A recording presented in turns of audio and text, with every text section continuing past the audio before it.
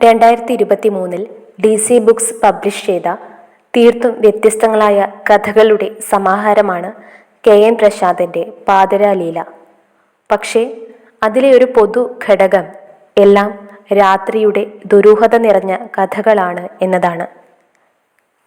പൂതപ്പാനി, പെരടി, പാതിരാലീല, മൾബറിക്കാട്, കുരിപ്പുമാട്, ഗുഹ, ചട്ടിക്കളി തുടങ്ങിയ കഥകളാണ് ഈ പുസ്തകത്തിൽ ഉൾപ്പെടുത്തിയിരിക്കുന്നത്. വ്യത്യസ്തമായ ആഖ്യാന ശൈലി കൊണ്ടും തുളുനാടൻ്റെ തനതായ ഭാഷാപ്രയോഗം കൊണ്ടും ഇതിലെ ഓരോ കഥയും മികച്ചു നിൽക്കുന്നുണ്ട്. പുസ്തകത്തിൻ്റെ മുഖവുരയിൽ അസാധാരണമായ വന്യത കൊണ്ട് ബലപ്പെടുത്തിയ എഴുത്ത് എന്ന് രാജശ്രീ ടീച്ചർ തന്നെ കുറിച്ചിട്ടുണ്ട്. പാതിരാലീല എന്ന ഈ പുസ്തകത്തിലെ എല്ലാ കഥകളും ഒരു വായനക്കാരി എന്ന നിലയിൽ എനിക്ക് പ്രിയപ്പെട്ടതായി തീർന്നിട്ടുണ്ട്.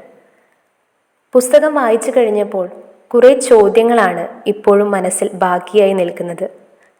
ഭിന്ന ലൈംഗികതയുടെ പ്രതിനിധിയായ ലീലയെ ഉൾക്കൊള്ളാനുള്ള ബുദ്ധിമുട്ടായിരുന്നോ, അതോ അവളെ തങ്ങൾക്ക് അനുഭവിക്കാൻ കഴിയാത്തതിലെ വില കുറഞ്ഞ അസൂയയായിരുന്നോ അവർക്കുണ്ടായിരുന്നത്?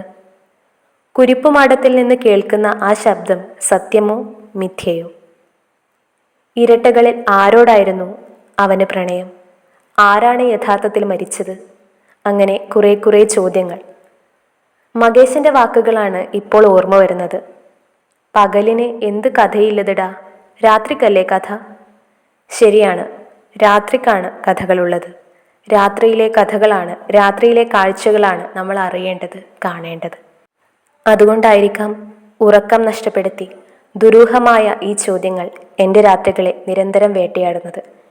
ഈ പുസ്തകം നിങ്ങൾക്ക് മുന്നിലേക്ക് പരിചയപ്പെടുത്തുകയാണ്.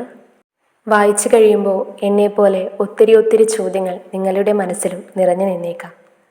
വരും ദിവസങ്ങളിൽ ഇതിലെ ചില കഥകൾ മറ്റ് വീഡിയോയിലൂടെ അവതരിപ്പിക്കാനായി ശ്രമിക്കുന്നതാണ്.